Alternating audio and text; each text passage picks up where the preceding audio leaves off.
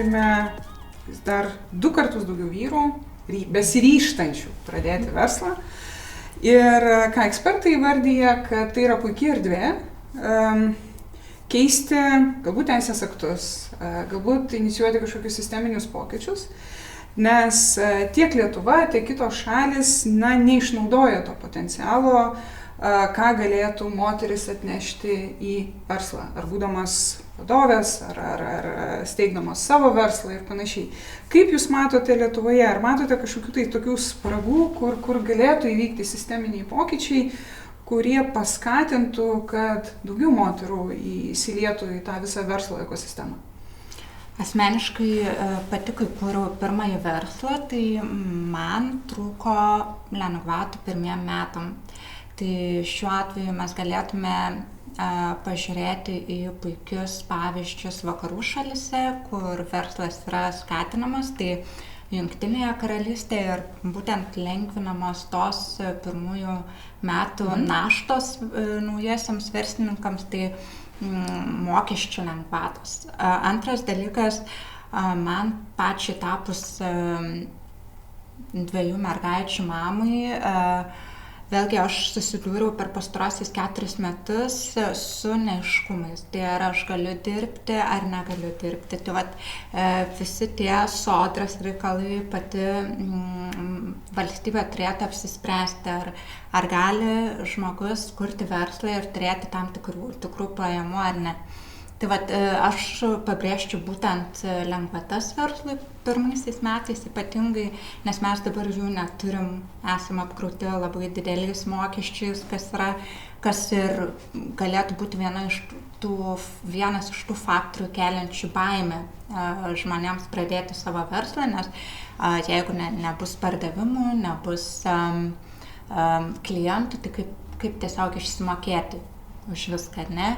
Žinoma, yra investicijos, jų pritraukimas, bet vėlgi manau, kad naujam verslui tai ta mokesčių sistema, kuri yra dabar, gali būti per didelė našta. Ir žinoma, turėtų būti didesnis dėmesys skiriamas naujų mamų galimybėm kurti verslą. Pritarčiau, netgi labai pritarčiau tas, kas buvo pasakyta, bet kodėl vėlgi tų aspektų, kodėl moteris rečiau pasirenka verslo kelią, aš manau, kad visų pirma mes tiek esam tam prade, kad moteris kursto namų židinį. Moteris prižiūri vaikus. Ir dažniausiai būna taip, kad genialios idėjos kaip tik ir gimsta, kada mes prižiūrim tuos vaikus. Taip.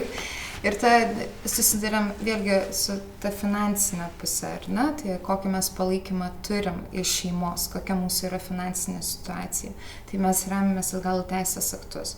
Tai yra ne vien ta verslo skatinimas ir, sakykime, ar kad mokesčiai būtų sumažinti, ar jų iš viso nebūtų pirmosius metus. Tai visų pirma, tai ir kokį vis dėlto turi tą pradinį biudžetą pati šeima, kad galėtų realizuoti tą. Tai vėlgi finansai, tai ką mes turim, kaip mes tą galim įgyvendinti savo idėją. Tai man atrodo, kad vienas iš pagrindų būtų finansai, tai vadinasi, šiandien mes turim pokyčius dėl dirbančių su verslo liudijimais, su individualia veikla, mes apkrauname mokesčiais ir mes negalim kurti, pavyzdžiui, didesnių įmonių, UAB ir taip toliau. Tai ar tai būtų pradžia, pačioj pradžioje, kad mes įkuriam juridinį asmenį su vienu ar kitu pirminiu pavadinimu, ar mes vis dėlto pradėtumėm galvoti nuo pačios tos dalelės, tai yra nuo žmogaus, nuo jo pačios finansinės padėties, visų pirma, net ir nebūnant versle,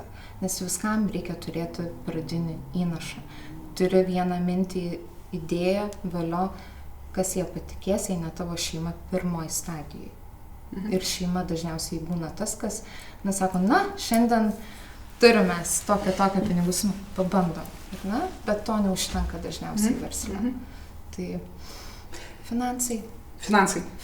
Man būtų, žinokit, tikrai finansai, nes aš pradėjau pinigus kaupti ne Lietuvoje, dirbant, tai man buvo kita situacija, aš galėjau rinktis, ar aš pirmą įnašą dedu bankui nekilnojamam turtui, ar aš tą, ką uždirbau, ar aš investuoju į tą, kas galbūt kažkada tai bus. Tai finansai.